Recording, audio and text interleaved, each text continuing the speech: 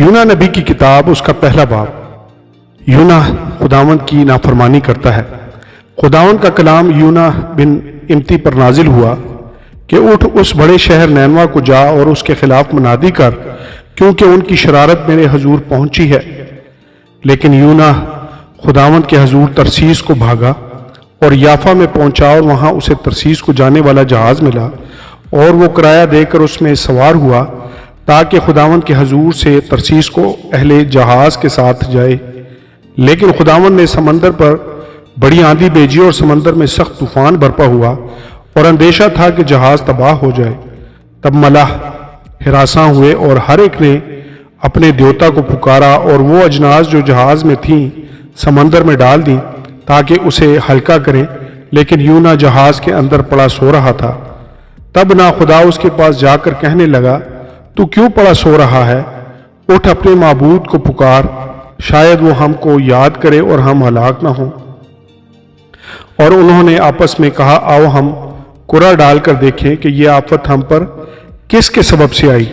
چنانچہ انہوں نے کرا ڈالا اور یونا کا نام نکلا۔ تب یونا نے اس سے کہا، تو ہم کو بتا کہ یہ آفت ہم پر کس کے سبب سے آئی ہے؟ تیرا کیا پیشہ ہے اور تو کہاں سے آیا ہے؟ تیرا وطن کہاں ہے اور تو کس قوم کا ہے؟ اس نے ان سے کہا، میں عبرانی ہوں اور خداوند آسمان کے خدا بحر و بر کے خالق سے ڈرتا ہوں۔ تب وہ خوفزدہ ہو کر اس سے کہنے لگے، تو نے یہ کیا کیا؟ کیونکہ ان کو معلوم تھا کہ وہ خداوند کے حضور سے بھاگا ہے، اس لیے کہ اس نے خود ان سے کہا تھا۔ تب انہوں نے اس سے پوچھا، ہم تجھ سے کیا کریں کہ سمندر میں ہمارے لیے ساکن ہو؟ سمندر ہمارے لیے ساکن ہو جائے، کیونکہ سمندر زیادہ طوفانی ہوتا جاتا تھا۔ تب اس نے ان سے کہا، مجھ کو اٹھا کر سمندر میں پھینک دو تو تمہارے لیے سمندر ساکن ہو جائے گا، کیونکہ میں جانتا ہوں کہ یہ بڑا طوفان تم پر میرے ہی سبب سے آیا ہے۔ تو بھی ملاحوں نے ڈانڈا چلانے میں بڑی محنت کی کہ کنارہ پر پہنچے، لیکن نہ پہنچ سکے، کیونکہ سمندر ان کے خلاف اور بھی زیادہ معجزن ہوتا جاتا تھا۔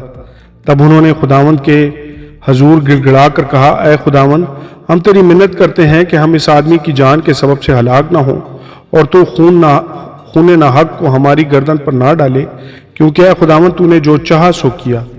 سو انہوں نے یونا کو اٹھا کر سمندر میں پھینک دیا، اور سمندر کا تلاطم موقوف ہو گیا۔ تب وہ خداوند سے بہت ڈر گئے، اور انہوں نے اس کے حضور قربانی گزرانی اور نذریں مانی۔ لیکن خداوند نے ایک بڑی مچھلی مقرر کر رکھی تھی کہ یونا کو نگل جائے، اور یونا 3 دن رات مچھلی کے پیٹ میں رہا۔ آمین اور آمین۔